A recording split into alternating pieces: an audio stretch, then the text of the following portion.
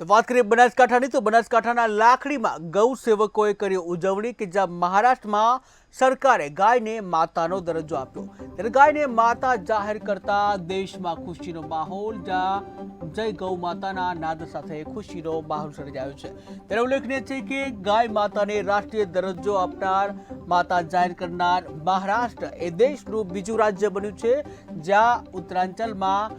જે પ્રથમ રાજ્ય છે ઉત્તરાંચલ કે જેઓએ સૌ પ્રથમ ગાયને જે માતા તરીકેનો દરજ્જો આપ્યો છે ત્યારે જે ગાયને માતા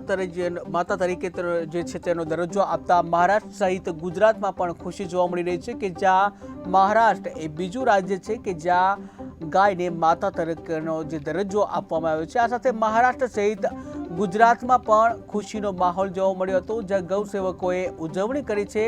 બનાસકાંઠાના લાખણીમાં ગૌ સેવકોએ ઉજવણી કરી મહારાષ્ટ્ર સરકારે ગાયને માતાનો દરજ્જો આપતા જ લાખણીમાં ઉજવણી કરાઈ છે ત્યારે ગાયને માતા જાહેર કરતા દેશમાં ખુશીનો માહોલ જ્યાં જય ગૌ માતાના નાદ સાથે ખુશીનો માહોલ સર્જાયો।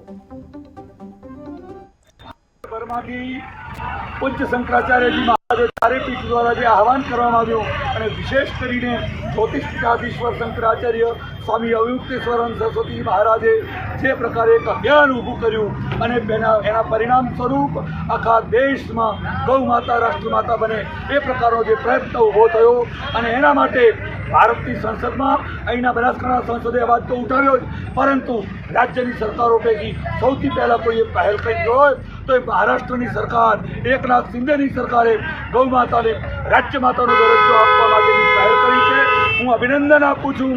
મહારાષ્ટ્રની સરકારને, હું અભિનંદન આપું છું એકનાથ શિંદેની સરકારને કે આપના દ્વારા ગૌ માતાને રાજ્ય માતાનો દરજ્જો આપ્યો છે। એ જ રીતે લાખણીમાં હિંગળાજમાં હનુમાનજી મહારાજ અને રામજીને અમે પ્રાર્થના કરીએ કે આ બધી જ સરકારો તમામ રાજ્ય સરકારો અને દેશની સરકારને આપ એવી બુદ્ધિ આપો કે જેના પરિણામે આ દેશની